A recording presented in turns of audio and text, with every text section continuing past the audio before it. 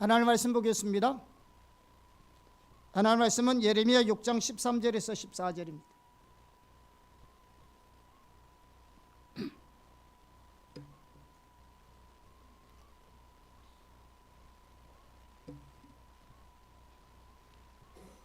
같이 합독하겠습니다. 이는 그들이 가장 작은 자부터 큰 자까지 다 탐욕을 부리며 선지자로부터 제사장까지 다 그 짓을 행함이라. 그들이 내 백성의 상처를 가볍게 여기면서 말하기를 평강하다 평강하다나 평강이 없도다. 자, 우리가 지난 주일부터 영적 분별력에 대해서 살펴보고 있습니다. 자, 우리 신앙생활 가운데 가장 중요한 한 부분 중에 하나가 영적 분별력입니다. 우리가 영적 분별력을 성실하면 하나님과 동행하는 삶이 불가능합니다.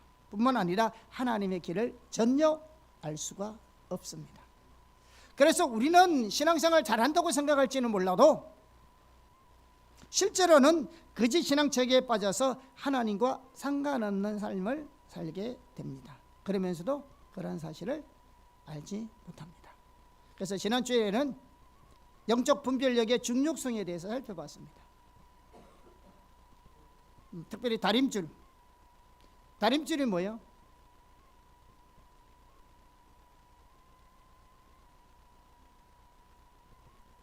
예, 알고 있는데 입에서는 말이 안 나오죠. 머릿속에는. 예, 다림줄은 성경에 나와 있는 하나님의 기준, 우리의 신앙과 삶과 사역을 위한 모든 기준이 성경에 있습니다. 그죠? 그래서 성경에 나와 있는 하나님의 기준이 다림줄이에요. 그런데 이 다림줄이 를 알려면 뭡니까? 성령이 주시는 성령의 조명이 필요합니다. 그래서 영적 분별력은 성경에 나와 있는 이런 하나님의 기준을 볼 수 있는 성령이 주시는 영적인 능력이 영적 분별력입니다. 그래서 모든 그리스도인들은 반드시 영적 분별력을 가져야 합니다. 영적 분별력은 영분별의 은사하고 다릅니다. 영분별의 은사는 은사예요. 그런데 영적 분별력은 은사가 아닙니다. 이는 모든 그리스도인들이 성경에 나와 있는 우리의 신앙과 삶과 사역을 위한 그 기준들을 성령을 통해서 깨달아야 합니다. 읽고 공부한다고 끝나는 게 아니라고요. 성령의 조명이 필요하다고요. 그래야 그 말씀이 그 시대 당대의 사람에게 주어지는 말씀으로 끝나지 아니하고 그 말씀이 그것이 창세기에 있는 말씀이든 이사야 시대에 있는 말씀이든 예레미야 시대에 있는 말씀이든 예수님의 시대에 있는 말씀이든 초대교회에 있는 말씀이든 그 말씀이 오늘 내게 우리에게 해당되는 말씀으로 비춰지는 겁니다. 성령의 조명이 있어요. 이게 없으면 그 시대의 그 말씀으로 끝나버립니다. 우리가 이해할 수 있는 건 그밖에 없습니다. 성경을 읽으니까요. 그런데 그것이 오늘날 교회의 현실이고 그것이 오늘 내 영적 상태라는 것을 볼 수 있는 것은 성령을 통한 조명이 있어야 합니다. 이게 영적 분별력이 있어야 한다고요. 그래야 그 말씀이 오늘 내게 주시는 하나님의 음성으로 들을 수 있는 거예요. 그래서 무엇보다도 영적 분별력이 우리에게 필요합니다. 자, 오늘은 영적 분별력과 말씀에 대해서 살펴보겠습니다. 첫째, 영적 분별력이 없으면 하나님의 말씀에도 거짓이 가득할 수 있습니다. 자, 우리의 신앙이 타락하고 영적 분별력이 없으면요, 올바른 말씀이 사라집니다. 자, 예레미야 시대에는 신앙이 지극히 타락한 시대로서 거짓이 팽배합니다. 여러분이 설교를 영적 분별력을 공부하면서 설교를 들으면서 여러분이 예레미야서를 꼭 읽어보시기를 축복합니다. 읽어보면 거짓이라는 단어가 엄청 나옵니다. 우리는 예레미야에 나오는 성경 몇 구절만 적어보겠습니다. 먼저 예레미야 7장 4절과 8절을 한번 볼까요? 같이 읽어보겠습니다. 시작. 너희는 이것이 여호와의 성전이라 여호와의 성전이라 여호와의 성전이라는 거짓말을 믿지 말라. 보라, 너희가 무익한 거짓말을 오존하는도다. 지금 이스라엘 백성들이 지금 어디서 예배드리고 있었냐 그러면 예루살렘 성전에서 예배드리고 있었어요. 그래서 예루살렘 성전에서 예배드리고 나오는 그들에게 하나님은 예레미야를 보내가지고 이것이 하나님의 성전이다, 이것이 하나님의 성전이다, 이것이 하나님의 성전이라는 이 거짓말을 믿지 말라. 지금 뭘 보고요? 예루살렘 성전에서 예배하는 사람 보고. 그게 하나님 성전이에요, 성전이 아니요? 성전이잖아. 근데 그 거짓말을 믿지 마라. 나중에 설명하세요. 왜 이 말을 하는지 잘 새기는 하세요. 의도적으로 하나님이 예배를 보내서 예루살렘 성전에서 지금 예루살렘 성전에서 예배 드리고 나오는 그들을 향해서 이것이 하나님의 성전이다, 하나님의 성전이다, 하나님의 성전 믿지 마. 이 거짓말이야. 그렇게 말하고. 예레미야 8장 5절에서 같이 읽어볼까요? 이 예루살렘 백성이 항상 나를 떠나 물러가면 어찌함이냐? 그들이 거짓을 고집하고 돌아오기를 거절하도다. 8절, 너희가 어찌 우리는 지혜가 있고 우리에게는 여호와의 율법이 있다 말하겠느냐?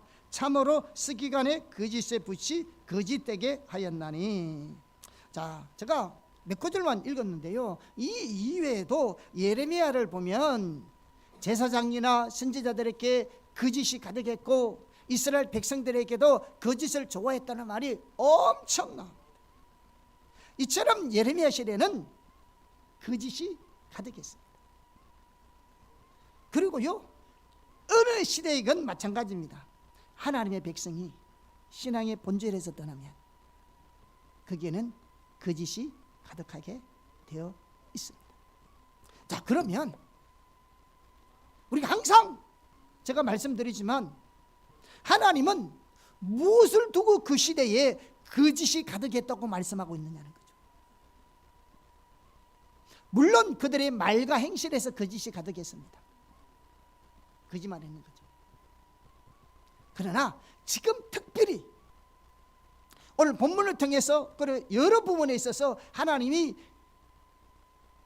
거짓이 가득하다고 말하는 것은 뭐냐 그러면 선포된 하나님의 말씀에서의 거짓을 말하고 있습니다. 어느 시대건 하나님의 백성들이 신앙이 타락하고 영적 분별이 가려져서 선포되는 하나님의 말씀에서 진리가 사라지고 거짓이 가져가게 됩니다. 자, 그러면 하나님의 말씀에서 거짓이 가득하다는 말이 무슨 말인가? 우리는 항상 하나님께서 말씀하신 그 의미를 분명히 알아야 합니다.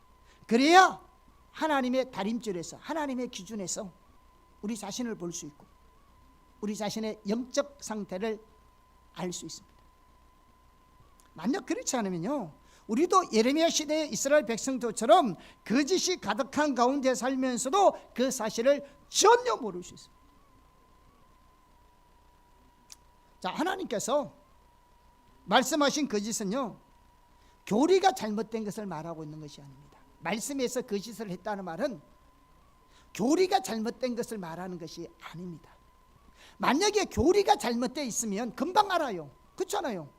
성경이 그런 말을 하지 않는데 다른 말을 전하면 거짓말인 것은 금방 알잖아요. 그렇지만 교리적으로는 전적으로 옳으면서도 하나님이 말씀하신 말씀이 거짓이 될 수 있습니다. 자, 그게 오늘 본문의 말씀입니다. 그 당시 하나님께서 뭘 두고 거짓을 하셨는지 잘 알 수 있는 말씀이 본문인데요, 다시 한번 우리가 읽어볼 거예요. 자, 주위에서 읽어보겠습니다. 13절 시작. 이는 그들이 가장 작은 자로부터 큰 자까지 다 탐욕을 부리며 선지자로부터 제사장까지 다 거짓을 행함이라.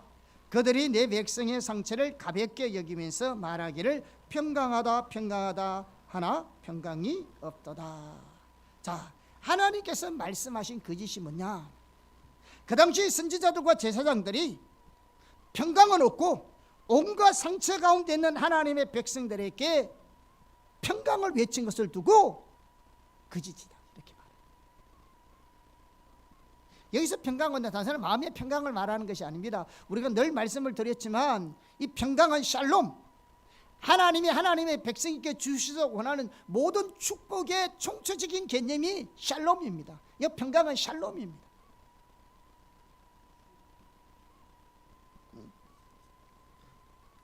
하나님의 주권적인 통치가 함께 하심으로 우리의 삶의 전 영역에서 하나님의 축복과 생명이 넘치는 삶이 샬롬입니다. 근데 이스라엘 백성, 이 선지자와 제사장들이 이렇게 영적으로 상처 입은 하나님의 백성들에게 뭘 줄기차게 얘기했냐? 샬롬을, 축복의 메시지를 전한 겁니다. 자, 생각해 보세요. 우리 생각해 볼 때 나라가 망해가고 있어요. 그들의 영혼은 온갖 상처투성이에 있습니다. 무슨 메시지를 전해야 할까요? 온갖 억압 가운데 있어요. 그들의 삶에는 하나님의 생명, 하나님의 축복, 하나님의 은혜라는 것은 조금도 없어요. 이들에게 뭘 알려줘야 돼요? 여러분 어려움 속에 처했어요? 고난 가운데 있어요? 힘들어요? 여러분 무슨 메시지를 원해요?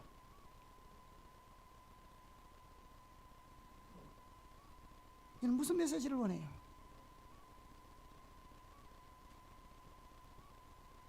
그 당시에 제사장과 선지자는 끊임없이 그들을 향하여 축복의 메시지를 전했어요. 그런데요, 여기서 우리가 주의 깊게 보아야 될 부분인데요, 그 당시에 선지자과 제사장들의 평강을 외친 것은요, 나름대로 성경의 근거에서 외친 겁니다.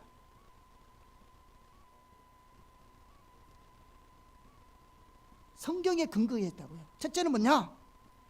하나님께서 다윗의 왕위와 자손에게 영원한 평강을 약속하셨어요. 내가 다윗의 왕조는 내가 영원히 멸망하지 않고 영원히 내가 너의 평강 샬롬으로 함께 하겠다 약속하셨어요. 그리고 두 번째는 뭘 약속하셨냐?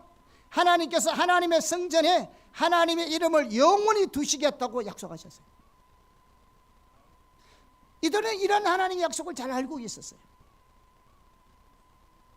자, 먼저 하나님께서 다윗의 왕위와 자손에게 영원한 평강을 약속하셨습니다. 사무엘하 7장 12절에서 17절 같이 볼까요? 12절.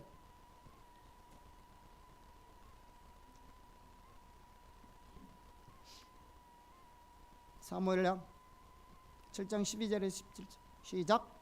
내 수완이 찼어 내 조상들과 함께 누울 때에 내가 내 몸에서 날 내 씨를 내 뒤에 세워 그의 나라를 견고하게 하리라. 그는 내 이름을 위하여 집을 건축할 것이요 나는 그의 나라 왕위를 영원히 견고하게 하리라.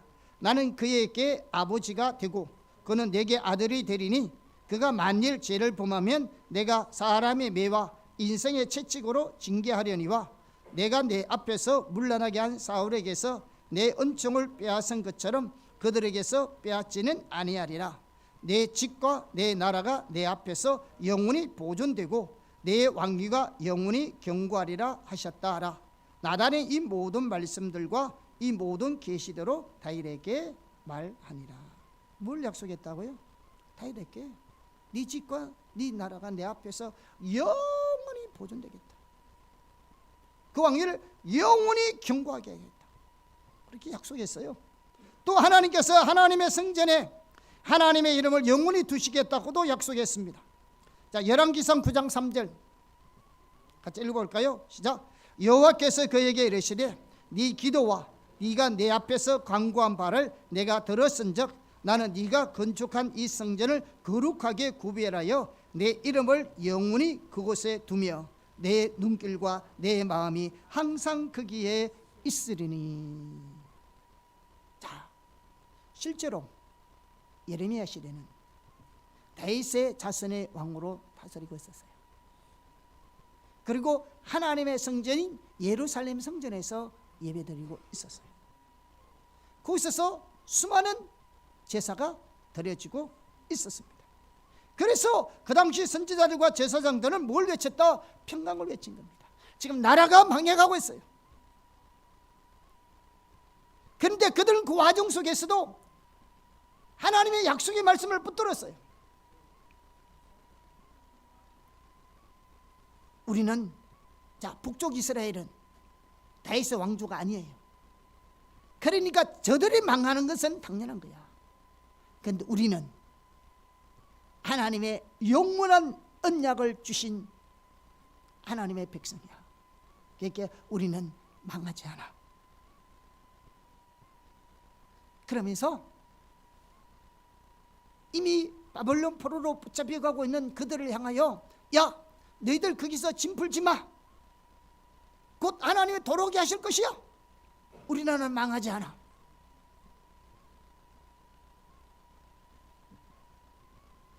야, 걱정하지 마. 그들은 성전이 없었잖아. 그래서 베델이나 단에다가 우상을 숭배해서 그들은 망했지만 우리는 하나님의 영원한 언약이 있는 예루살렘 성전이 우리에게 있어. 그래서 하는 말이야. 성전이 있어. 그러니까 우리는 망하지 않아. 그러니까 이렇게 주장하고 있는 그들에게 하나님은 예언을 보내서 이것이 성전이다, 이것이 성전이다, 이것이 성전이라는 거짓말을 믿지 말아라. 왜 그랬을까요? 성경과 하나님이 약속 가지고 얘기해. 성경에 없는 얘기를 한 것이 아닌데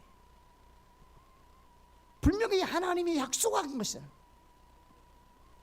주장했는데, 이처럼요 교리적으로 성경적으로 전적으로 옳으면서도요 하나님께서 말씀하신 거짓이 될 수 있습니다. 자, 어떻게 성경의 진리를 가지고 설교해도 거짓이 될 수 있느냐? 영적 분별이 없으면 거짓이 될 수 있습니다. 다른 말로 해서 하나님의 관점입니다. 우리가 하나님의 다림줄, 하나님의 관점을 가지고 있지 않으면 우리들이 전하는 하나님의 말씀이 거짓이 될 수 있습니다. 그것이 교리적으로 그리고 성경적으로 옳을지는 몰라도 하나님의 관점에 봐서는 철저하게 거짓이 될 수 있습니다. 그럼 하나님은 그 당시 선지자들의 말씀 선포가 교리적으로 잘못된 것도 아니었는데 왜 그것을 거짓이라고 했는가? 우리가 이 부분을 정확하게 이해해야만이 오늘날 우리의 문제를 바르게 알 수 있습니다. 그리고요 우리가 하나님의 말씀을 전한다는 것이 얼마나 두려운 것인가를 알 수 있습니다. 자, 그 당시 선지자들과 제사장들의 메시지가 얼마나 거짓이었나를 이해하기 위해서는요 하나님의 관점과 이스라엘 백성들의 관점의 차이를 우리가 알아야 합니다. 자, 우선 그 당시 이스라엘 백성들의 관점을 한번 볼까요? 성경에 아까 뭐라 했다고요? 하나님은 다윗의 자손에게 놀라운 평강의 약속을 하셨습니다. 맞죠? 그리고 하나님은 약속하신 모든 것을 뭐다? 신실하게 지키시는 분입니다. 그러므로 그 약속들에 근거해서 그 당시 선지자들과 제사장들이 평강을 외치는 것은 지극히 성경적이었어요. 자, 이러한 이해를 가지고 있었기 때문에 그들은 하나님께서 예레미야를 통해서 말씀하시는 강력하게 경고하신 하나님의 심판이 그 당시에 부분적으로 이루어지고 있음에도 불구하고 전혀 깨닫지 못한 거죠. 그래서 예레미야의 말은 잘못된 것이고 그들이 하나님의 약속을 가지고 이야기하니까 그들이 말이 옳다는 거죠. 그러니까 그 시대에 하나님의 말씀이 전혀 귀에 안 들어오는 거예요. 이처럼요 관점이 중요합니다. 영적 분별력이 중요하다고요. 누누이 말씀드리지만 우리는 하나님의 관점으로 성경을 봐야 한다고요.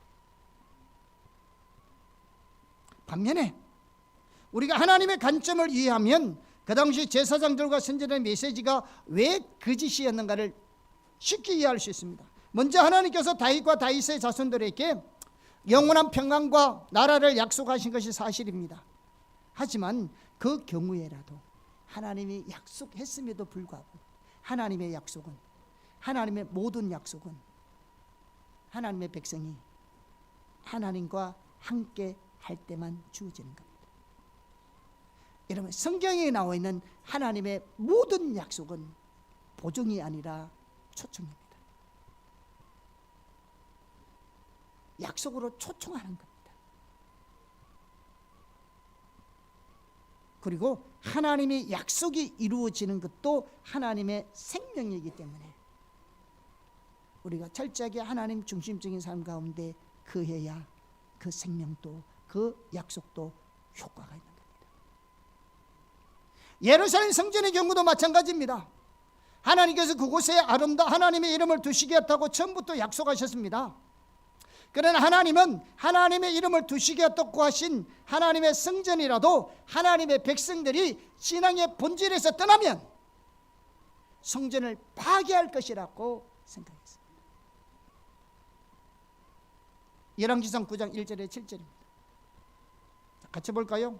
자, 읽어보겠습니다. 시작. 솔로몬이 여호와의 성전과 왕궁 건축하기를 마치며 자기가 이루기를 원하던 모든 것을 마친 때에 여호와께서 성전의 기브온에서 나타나신 같이 다시 솔로몬에게 나타나사 여호와께서 그에게 이르시되 내 기도와 네가 내 앞에서 간구한 바를 내가 들었은즉 나는 네가 건축한 이 성전을 거룩하게 구별하여 내 이름을 영원히 그곳에 두며 내 눈길과 내 마음이 항상 거기에 있으리니.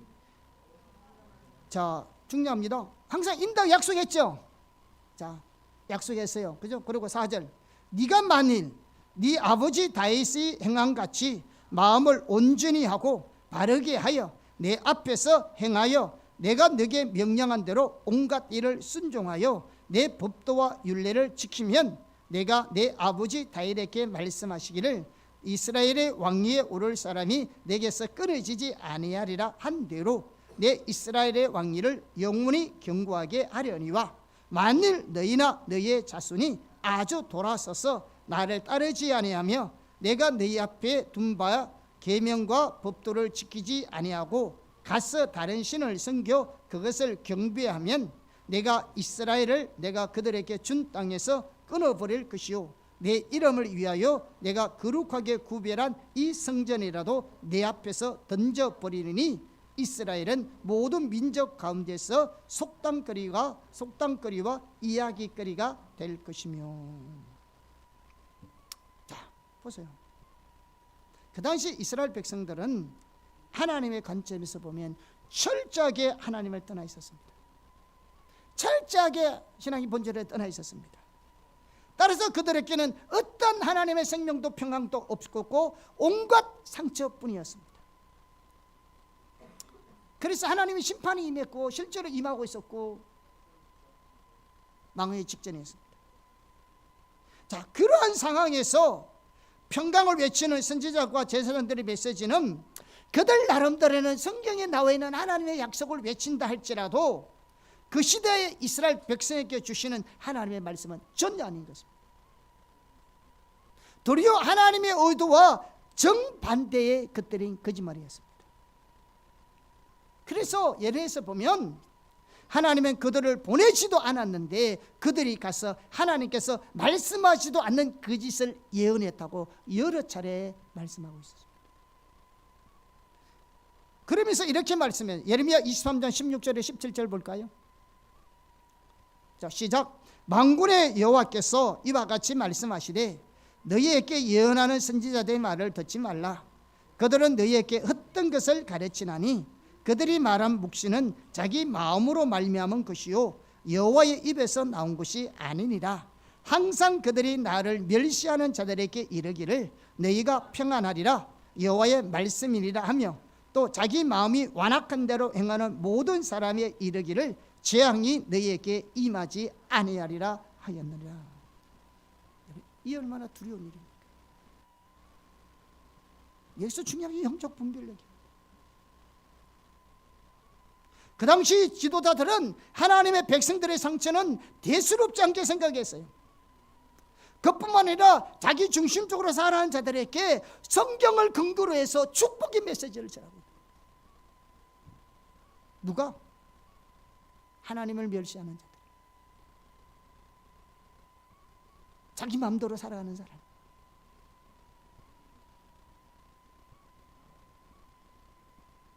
여러분, 교회 와서 교회 축복의 메시지 들어왔습니까, 여러분? 아니요. 축복은 하나님 그분이 축복이에요.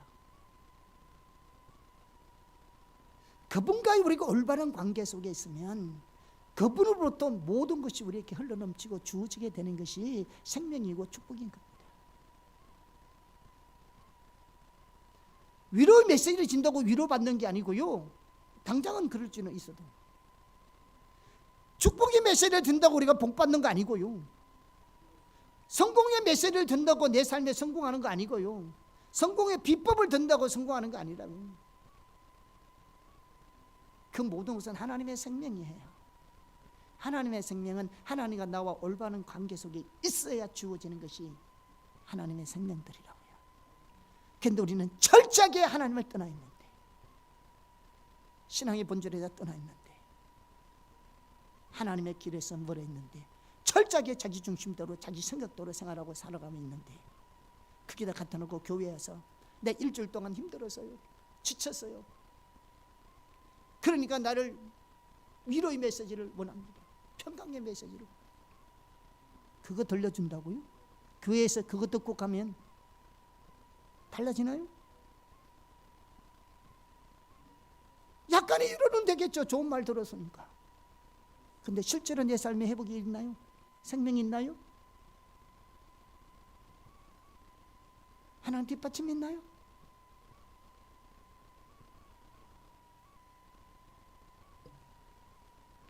오늘날 우리 교회에서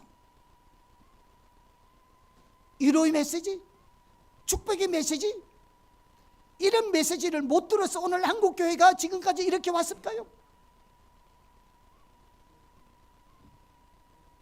네?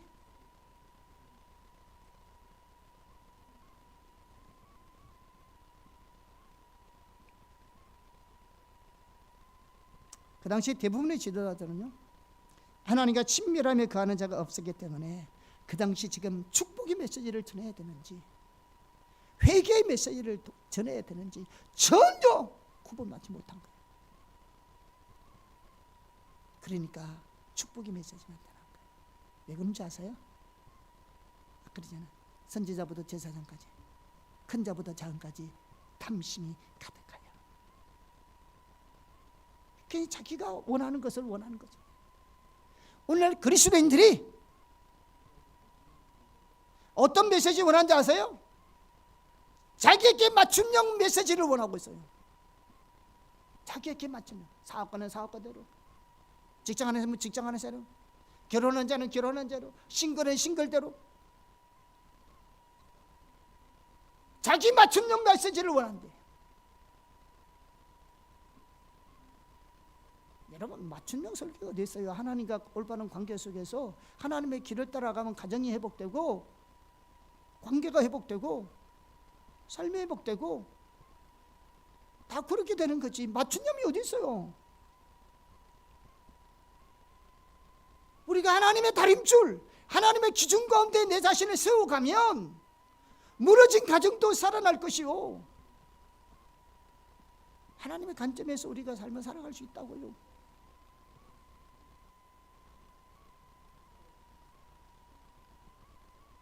그래서 하나님께서 내가 말하지 않아도 그들은 이것이 하나님의 말씀이라고 외쳤다는 겁니다. 그런데 하나님은 그것이 거짓말이라는 겁니다. 다시 말하지만 그들은 성경에 없는 거 얘기하지 않았다고요.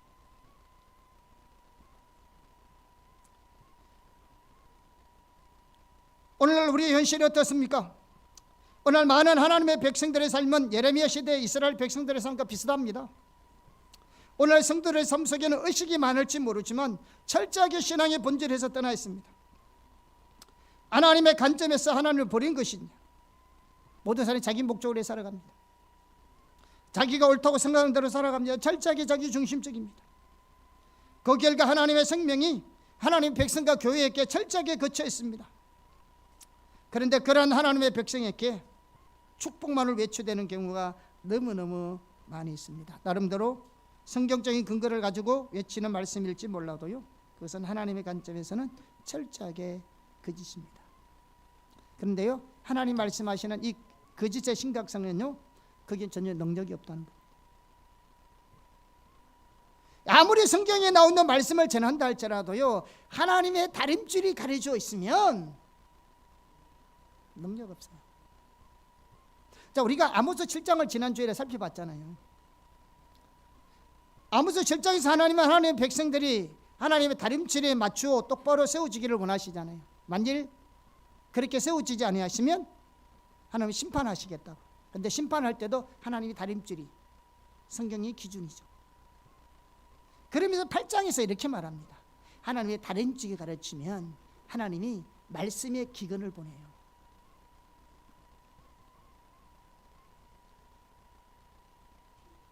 그렇게 쉽게 말하면 우리가 전하는 말씀 속에 거짓이 가득할 수 있다는 말입니다.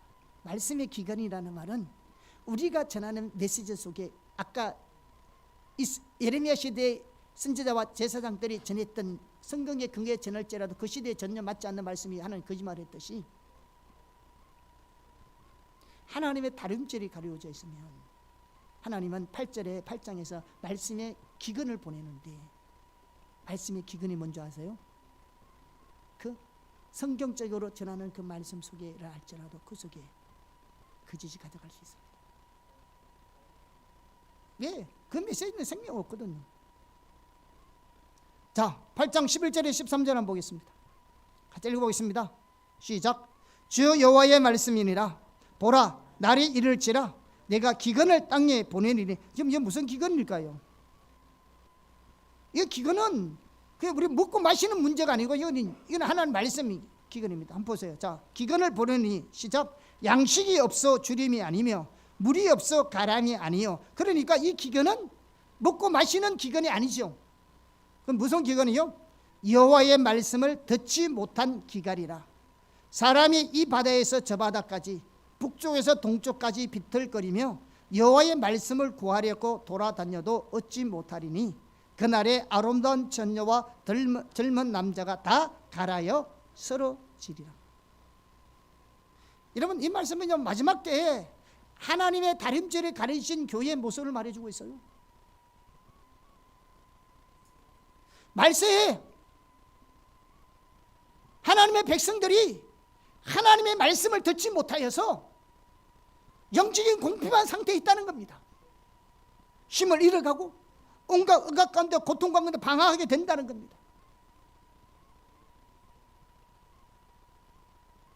그런데 말씀이 선포되지 않는 게 아니에요. 말씀의 기근에 인해서 아까 그랬어요. 말씀이 선포돼요. 이 말씀이 기근이라는 게 무슨 말이냐 그러면 이게 성경적인 설교 말씀을 못 듣는다는 말이 아니에요. 얼마든지 성경을 근거로 하는 설교를 들을 수 있습니다. 성경 공부를 할 수 있습니다. 여러분, 오늘 우리 설교 홍수 속에 살고 있습니다. 지난주에 때 말씀했지만 유튜브 보면 얼마나 많이 설교를 들을 수 있습니까? 기독교 방송이 있죠. TV 방송이 4개 채널이니까 3채널이니까 있죠. 유튜브 틀면은 우리가 원하는 목사님의 설교를 다 들을 수 있어요. 내 입맛에 맞는 말씀들을 얼마든지 들을 수 있습니다. 오늘날 말씀 홍수입니다. 그런데 이 말이 뭔냐 말이에요. 하나님의 말씀을 듣지 못하는 말이 뭐냐. 성경적인 설교를 못 듣는다는 말이 아니에요. 하나님으로부터는 하나님과의 친밀한 교제 가운데 이 시대를 향하는 하나님의 어둠과 뜻이 담긴, 물론 이 시대의 한국교회의 영적 상태, 하나님의 백성들에 대한 영적 상태에 대한 하나님의 의도와 의중을 담은 하나님의 메시지를 못 듣는다는 거죠.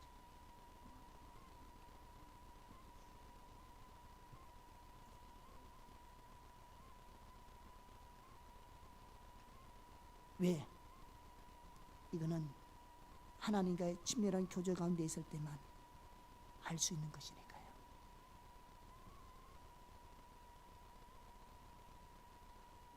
그 결과 어떻게 되는지 아세요? 하나님의 백성으로서의 정체성을 못 찾는 거예요.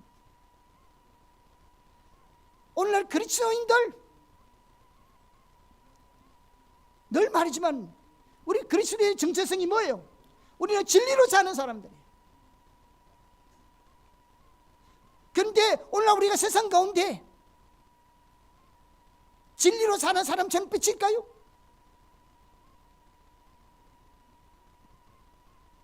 세상 가운데 사람이 나를 볼 때 이 사람은 하나님의 말씀으로 사는 사람이라고 비칠까요?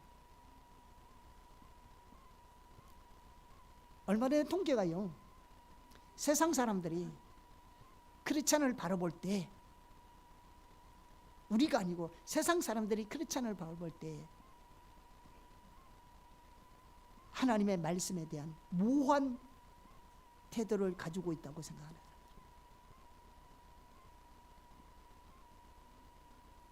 한마디로 말하면 세상 사람들이 볼 때, 교회 그리스도인들 볼 때, 교회를 볼 때 그들 스스로도 하나님의 말씀에 대한 진리에 대한 확신 없이 산다는 거죠. 그러니까 그 말씀대로 안 사는 거죠.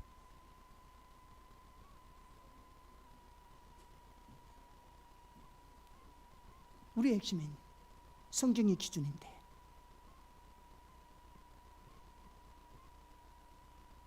성경이 기준인데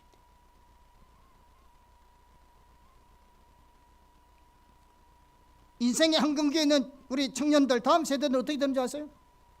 뭐라고 나와 있어요? 그날에 아름다운 처녀와 젊은 남자들이 다 가라에 서리지리라. 삶에 비전 없어요. 참된 가치관 상실돼요. 삶에 의미가 없어요. 그러니까 다음 세대들이 교회를 떠나죠.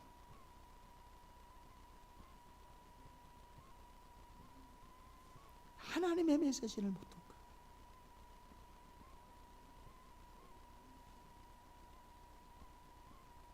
교회에서 이 시대에 정말 우리에게 필요한 메시지가 뭔지, 그걸 하려면 오늘 우리의 영적 상태, 교회의 영적 상태를 알아야죠. 이스라엘 백성들처럼 상처투성인데 그 상처는 대수롭게 생각하고 바르게 세우고 바르게 고쳐줄 생각은 안 하고, 하나님 말씀을 근거로 해서 끊임없이 축복의 메시지, 위로의 메시지 그만 전하고, 마치 온실 안에 화초처럼 키워서 태풍 부는 바깥으로 내던지는 것과 똑같은 거죠. 교회 안에서 생명 있는 하나님의 말씀의 꼴을 못 묻는데 어떻게 세상의 문화 속에 진리로 살아낼 수 있는 힘과 능력이 있겠습니까?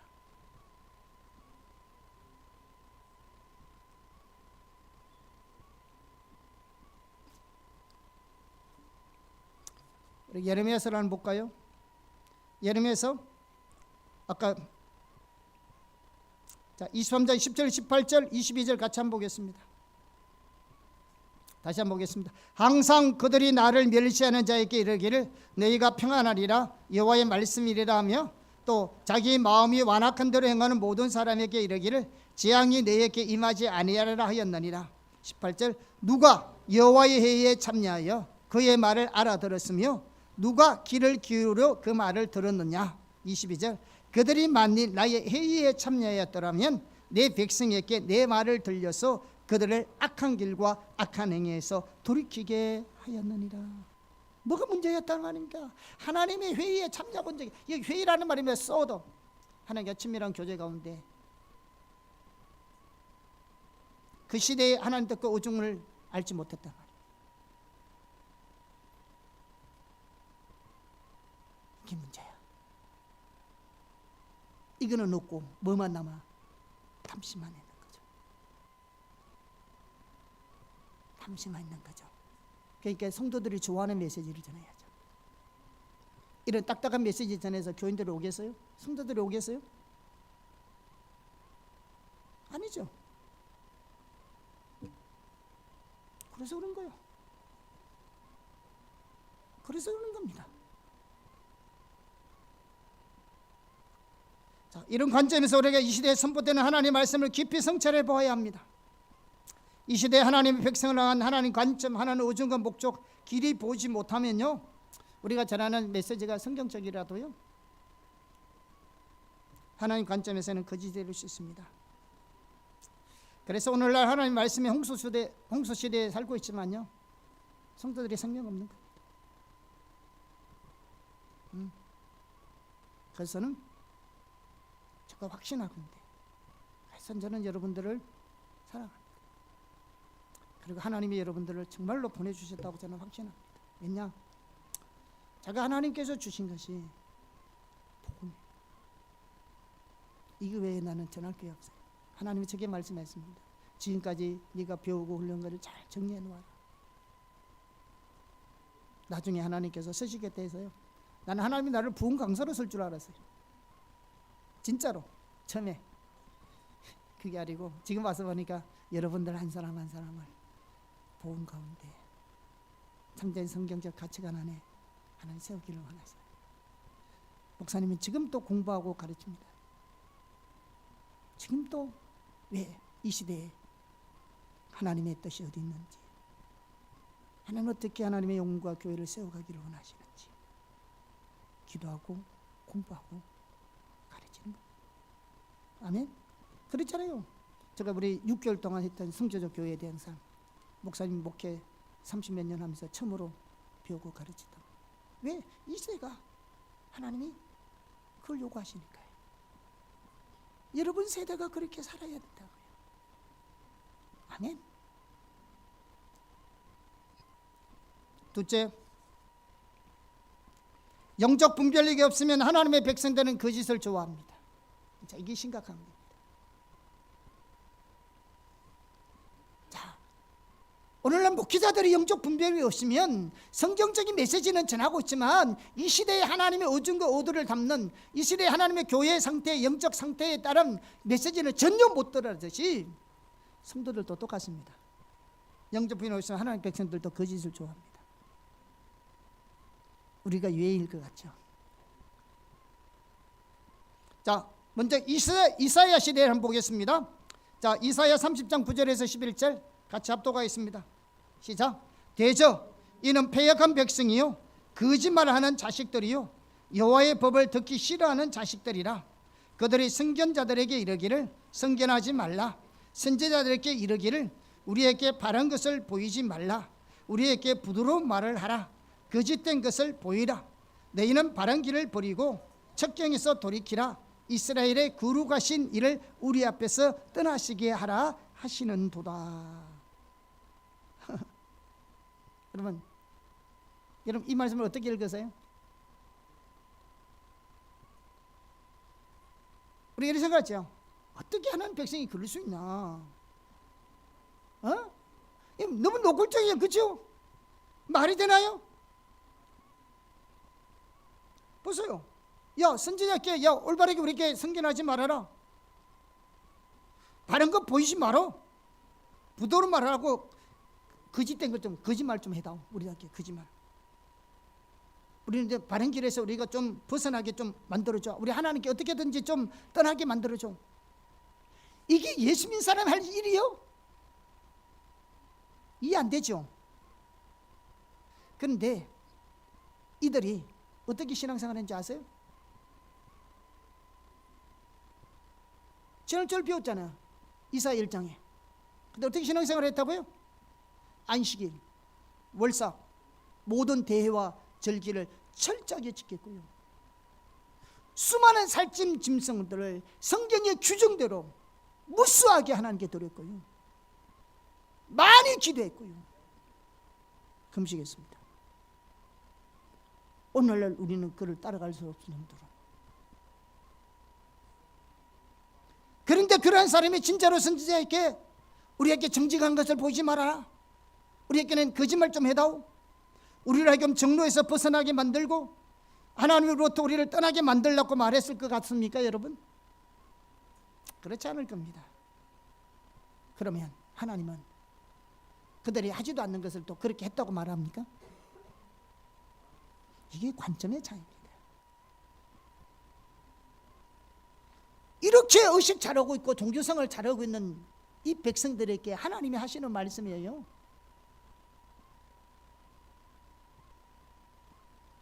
예레미야 시대를 볼까요? 자, 예레미야 18장 11절에서 12절. 이들은 또 어떻게 했는지 한번 볼까요?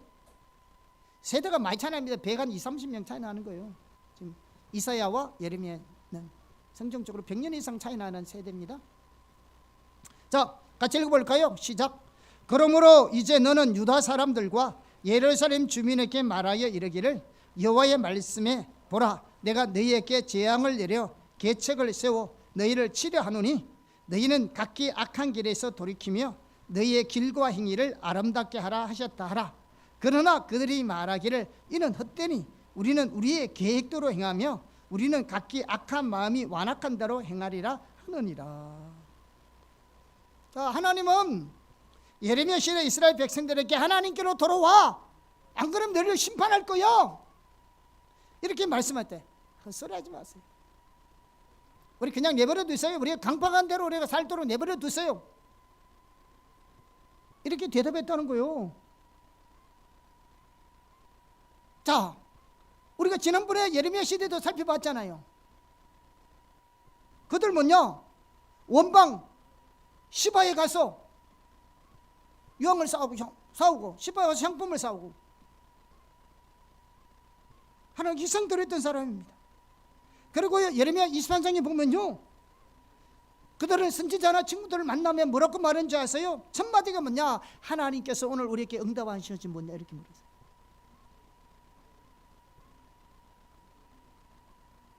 그들을 만나면 하나님께서 우리에게 주신 하나님의 응답이 뭐냐는 거죠. 그렇게 열심히 하나님을 섬기고 말했던 그들이 하나님이 내게로 돌아와 이렇게 말했을 때 하나님 헛소리하지 마세요. 우리는 우리 마음대로 살게요, 그렇게 말했다고 생각합니까?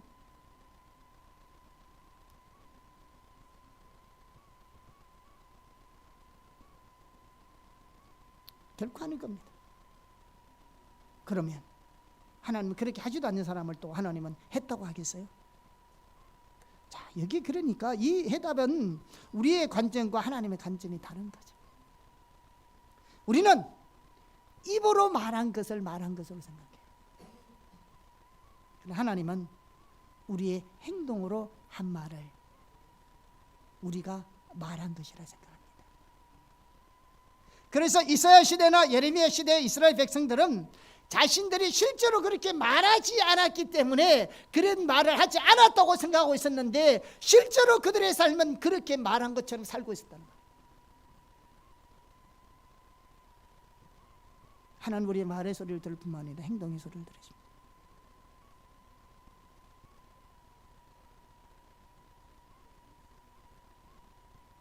이런 하나님의 관점을 이해하고 우리 자신을 보십시오. 참으로 두려운 일입니다. 오늘날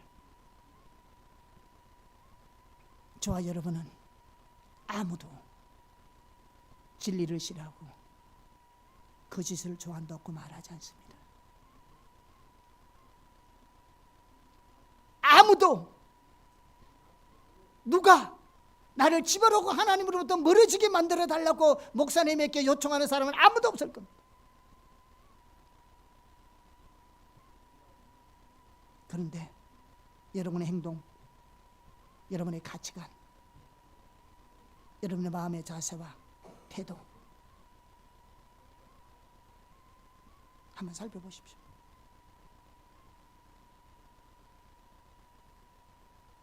이런 관점에서 오늘 교회를 보십시오. 저는 오늘날 너무나 많은 교회와 성도들이 하나님을 향하여 이사야 시대나 예레미야 시대의 이스라엘 백성들이 말했던 것처럼 그렇게 말하고 있다고 생각합니다. 말은 안 했더라도 그렇게 행동으로 살고 있다고요. 그런데 영적인 분별력이 가려져 있으니까 그 시대의 이스라엘 백성들은 그렇게 잘못한 것을 알고 있는데 내가 동일하게 살고 있다는 걸 전혀 모르는 거예요. 예수님 시대의 바리새인들처럼 성경을 가지고 있으니까 그렇다니까요. 그래서 5조에서는 예수님이 이사야가 너에게 잘 말하였도다. 이사야가 너에게 잘 말하였도다. 이사야가 언제 예수님 시대의 바리새인들에게 한 말이겠어요? 그 시대의 이스라엘 백성에게 한 말이지. 그런데 그 시대의 이스라엘 백성들의 영적 상태나 예수님의 시대의 이스라엘 백성들의 영적 상태는 동일하기 때문에 예수님이 그렇게 말한 겁니다. 그런데 그들이 자기 조상들이 잘못된 것을 아는데 자기가 그렇게 똑같다는 것을 못 보는 거. 왜? 영적인 눈이 가려져 있으니까요. 오늘은 이사야 시대 백성도 잘못 알고 예레미야 시대 백성들이 잘못된 것도 알고 예수님 시대의 바리새인들이 잘못된 것도 알아요. 왜? 성경이 있으니까. 그런데 영적인 분별력이 없으니까 그들과 똑같이 내가 신앙생활을 하고 있다는 꿈에도 모르는 거죠. 안 보이는 거죠. 그래서 영적 분별력이 중요한 겁니다. 그 시대에 한 말씀이 오늘 내와 우리 오늘날 한국교회와 내 삶의 모습을 보려면 성령이 주시는 조명을 통해서 볼 수 있게 해야 한다고요. 그래야 내가 보이고 오늘 우리 현실이 보이고 그래야 길이 보이는 겁니다.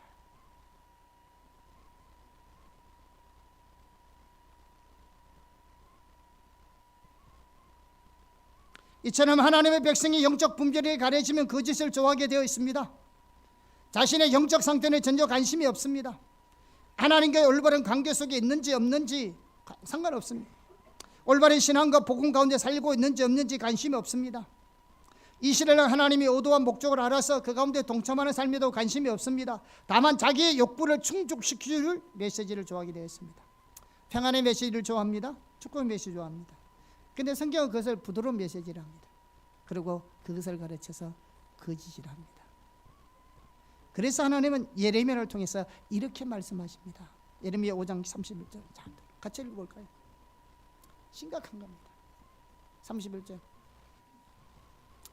예레미야 5장 31절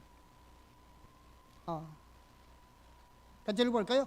선지자들은 거짓을 예언하며 제사장들은 자기 권력으로 다스리며 내 백성은 그것을 좋게 여기니 마지막에는 너희가 어찌 하려느냐. 자, 이렇게 가르치면 돼. 그죠? 거짓을 해놔. 아까 얘기했잖아요. 거짓이라고 거짓말이 아니잖아요. 성경에 나오네 이게 한다고 있다니까요. 그런데 실제로 하나님께서 우리에게 들려주시는 메시지는 못 들려주고 있다는 거잖아요.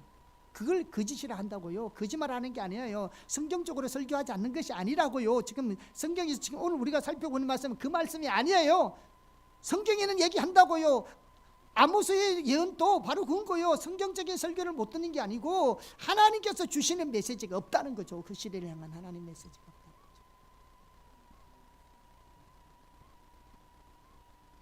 그걸 못 들으니까 하나님 백성들의 정체성은 없고 다음 세대들은 비전도 없고 참된 가치관도 없고 의욕도 없는 거죠. 그러니까 떠나는 거잖아요.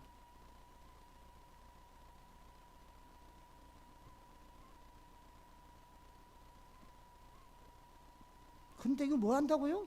좋게 얘기한다니까요. 영적 눈이 가려 있으니까. 여러분 이게요 구약 일만 아니에요.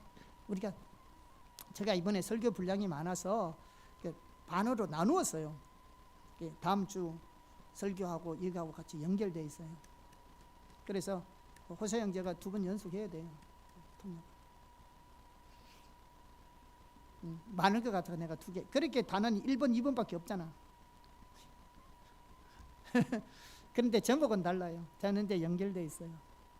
여기에 왜냐하면 하나님이 그래서 이 다름질을 회복하기 위해서 하나님이 참된 목자를 보내시거든요. 그게 우리가 다음 주에 살펴볼 내용인데. 자, 근데요 초대교회도 일어났습니다. 교회 많이 있어요. 자, 그러니 고린도 교회에 어떤 일이 있었냐면 고린도후서 11장 19절에서 20절입니다. 같이 한번 읽어볼까요? 너희는 지혜로운 자로서 어리석은 자들을 기쁘게 용납하는구나.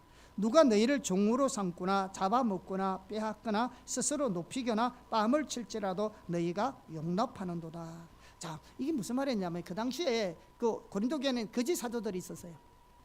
근데 거짓 사도들은 스스로를 뭘로 부르냐? 저거는 슈퍼 사도라고 불렀어요. 그런데 그런 그들이 고린도 교인들에게 어떻게 되었나 그러면요, 복음에서 벗어나서 다시 율법의 종으로 만들게 했을 뿐만 아니라 실제로요 고린도 교인들의 산전 노릇을 해가지고요 그들을 노예나 종으로 부렸습니다. 그리고 그들이요, 우리가 다음 주에도 살펴보겠지만 그들의 수사학적 달변이 뛰어나서, 왜냐하면 그는 헬라 시대였으니까 수사학적 달변이 있어서 고린도 교인들을 사로잡아서 어떻게든지 그리스도에서 끊어지게 만들었어요. 그리고 실제로요 그들은 교인들의 뺨을 치면서 무시했습니다. 오늘날 이런 목사가 있다고 생각해 보세요.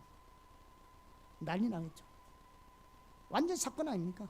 그런데 사도 바울은 이런 거짓 사도들을 가리켜서 사탄이 광명한 천사로 가장한 것처럼 그들은 거짓 사도고 그리스도의 사도로 가장한 사기꾼이라고 말했습니다. 그런데 그러한 자들을 고린도 교인들은 뭐 했다고요? 좋아했다고요. 상상돼요? 우리는 아닐 것 같아요?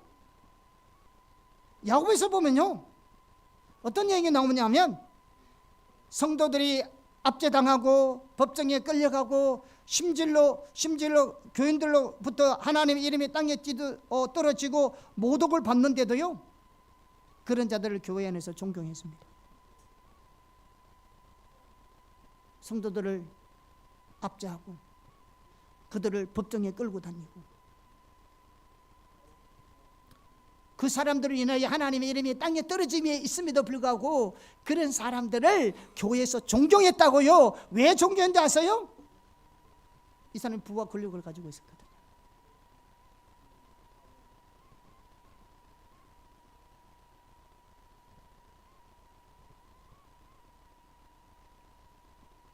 그래서 속는 겁니다. 왜냐하면 말은 성경적인 기준이 있다 할지라도 실상은 뭐냐? 하나님의 관점, 하나님의 기준은 가려져 있고 뭐냐? 세상적인 기준, 세상적인 관점이 기준으로 삼았기 때문에 그렇습니다. 우리가 다음 주에도 살펴보겠지만요 그 당시 초대교회 성경에 기록되어 있던 그 당시의 교회들 안에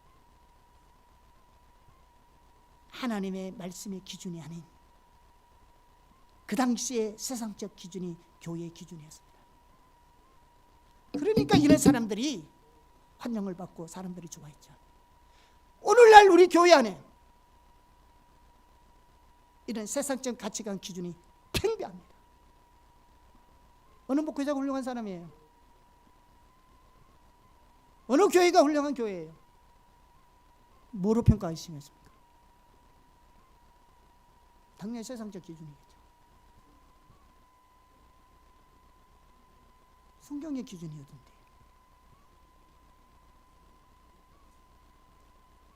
히브리서 10은 믿음의 장이잖아요. 그러니까 어떤 사람은 능력을 행하고 어떤 사람은 고난을 받고 누가 충성된 하나님의 종입니까? 하나님께 능력의 종으로 쓰임받는 사람입니까? 만날 하나님께 주의를 한다면서 그런 온갖 고난과 역경 가운데 있는 사람입니까? 성경은 말합니다. 각자가 하나님께 충성된 사람으로서 상급받는 데 있어요. 그런데 우리는 불의 능력의 종만이 훌륭한 종이고 고난받는 종은 하나님께 버림받는 종으로 생각하는 세상적 가치관을 이렇게 평가하잖아요.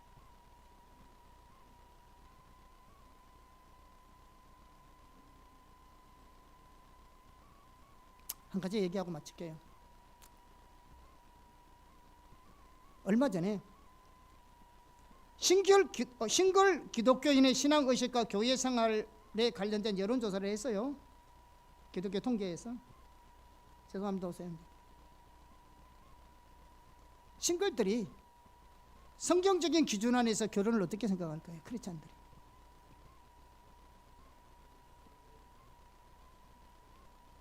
올 5월달에 조사했어요.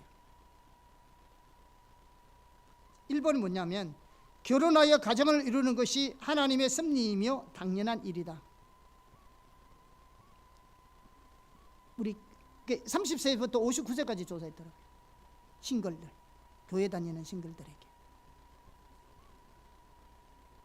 결혼하여 가정을 이루는 것이 하나님의 섭리이고 당연한 일이라고 몇 퍼센트 동의한지 아세요? 30%. 성경적 기준에서 결혼에 대해서 물어본 거예요. 두 번째 무슨 질문인지 아세요? 결혼하지 않더라도 성경적으로 문제될 것 없다. 몇 프로인지 아세요? 52%입니다. 성경은 뭐라 말하는데요? 이 사람들이 뭘 요구하는 줄 아세요? 싱글에 맞는 메시지를 전해달라는 거죠. 결혼해라. 싱글에게 설교할 게 뭐 있어요? 결혼해라지. 근데 자기들에게 맞는 메시지를 또 내요. 뭐 하라는 말이에요?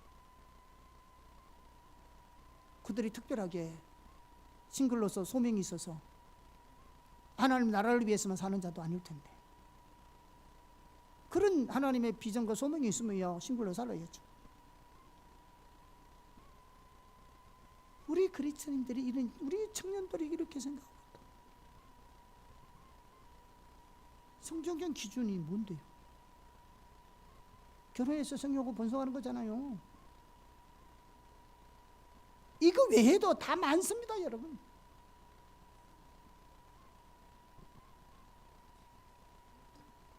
하나님의 분별력이 가려져 있으니까, 교회가 진리를 선포하지 않으니까. 내가 왜 여러분께 결혼에 대해서 자주 이야기하는지 아세요? 이제 한국적 위기도 있지만요, 그리스도인으로서 당연한 거잖아요. 총회에서 포스터도 보내줬다. 우리 교단 포스터. 애 많이 놓자. 결혼해서 자녀 갖자. 이거 포스터를 보내왔던데, 그런 데서 붙여놨어요. 성경적 결혼인가 그런 건데. 여러분, 중요한 것은 물으세요. 성경이 뭐라 말하느냐.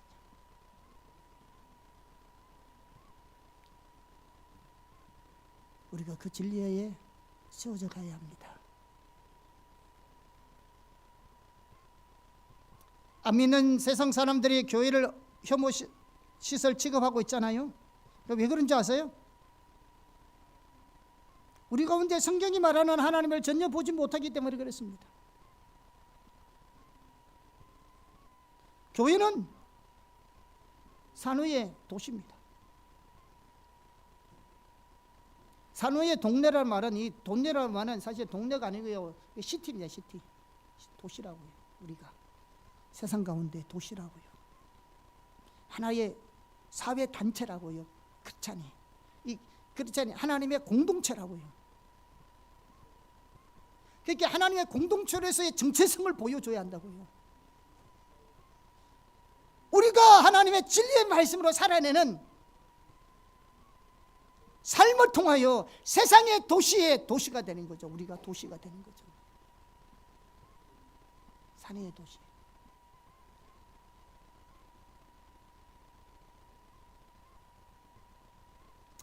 왜 우리 가운데 살아계신 하나님이 나타나지 않습니까? 우리가 하나님을 떠나서 그래요. 근데 눈이 가려져 있으니까 못 보는 거죠. 왜? 요즘에 우리가 나름대로는 신앙생활을 하고 있다고 생각하니까. 근데 본질에 있다는 것이 하나님 떠난 건데, 철저하게 하나님 중심적이 아니라 자기 중심적으로 신앙생활을 하고 있는데, 하나님을 찾고 있지만 철저하게 자기 목적을 위해서 사는 건데,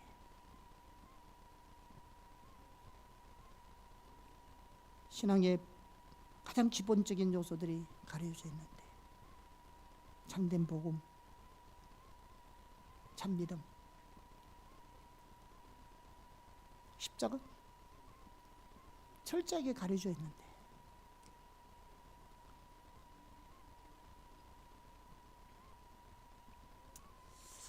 우리의 신앙과 사역과 삶의 모든 영역에서 그리고 우리 오선의 교회가 하나님의 다림줄에 맞게 올바로 세워질 수 있도록 우리 모두에게 하나님의 다림줄을 볼 수 있는 영적 분별력이 더 부어지기를 주님으로 축복합니다. 여러분 구하세요. 구하셔야 합니다. 하나님. 시편 기자는 그럼 시편 읽어보세요. 시편에 보면 이런 내용이 많이 나옵니다. 시편. 주여 내 눈을 열어 주의 기이한 법을 보게 하여 주시옵소서. 내 눈을 열어 주님의 법을 보게 해달라고요.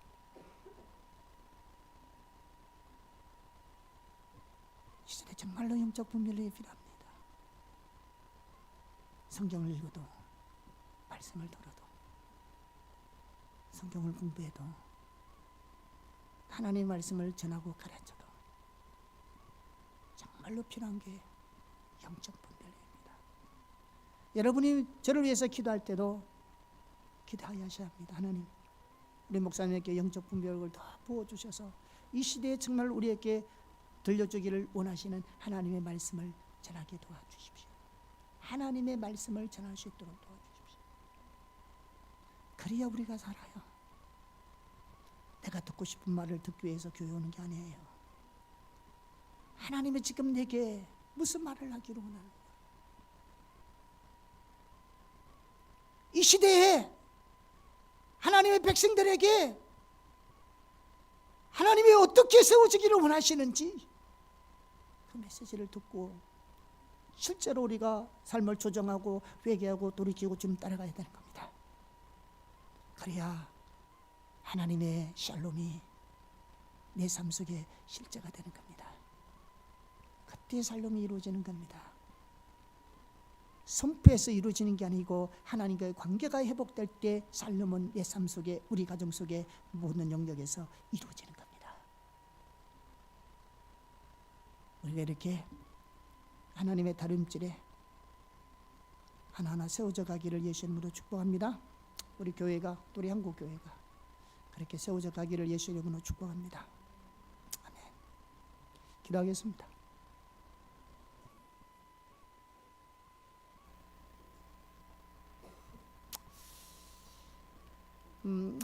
하나님이 정말로 우리나 또 우리 한국 교회가 하나님의 다림줄에 그렇게 세워지기를 참 원하는 것 같아요.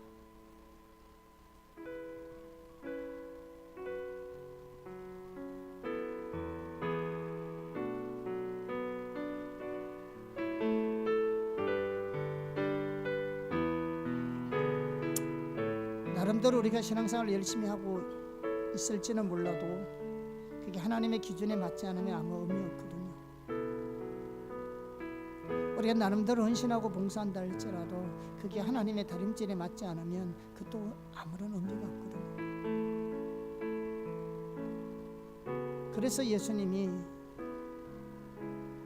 성경에 보면 그런 게 있잖아요. 마지막 때에 공력으로 불태울 텐데 나무나 짚이나 풀로 된 거는 다 불타 없어버리고 금이나 은이나 보석으로 된 것은 남는데, 뭐 금으로 은으로 보석으로 한 것은 뭐 금 바치고 은 바치고 뭐 보석 바친 사람은 남고 나머지는 찌푸라기라 맞냐? 그게 아닙니다. 하나님의 기준대로 예수 그리스도의 터 위에 하나님의 기준대로 했냐 안 했냐 그 차이입니다.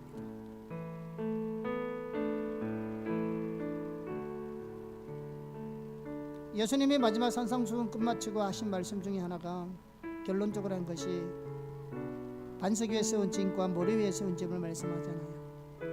그 말씀이 하나님의 기준 위에 세워진 길. 하나님의 기준에 세워지지 않으면 다 무너지게 되었습니다. 그래서 여러분 하나님께 기도하십시오. 하나님 내 눈을 열어주시고 하나님의 말씀들을 깨닫게 하시고 이 시대에 정말 필요한 하나님의 음성을 들을 수 있도록, 그런 메시지를 들을 수 있도록 하나님 은혜를 주십시오. 이렇게 여러분 이 시간 하나님 앞에 기도하면 참 좋겠습니다. 그래서 하나님의 다림줄, 하나님의 규제에 맞는 신앙생활을 할 수 있도록 하나님 은혜를 부어달라고, 그런 더 깨닫게 해달라고, 그렇게 하나님께 좀 기도하고 있으면 좋겠습니다. 기도하겠습니다. 성령님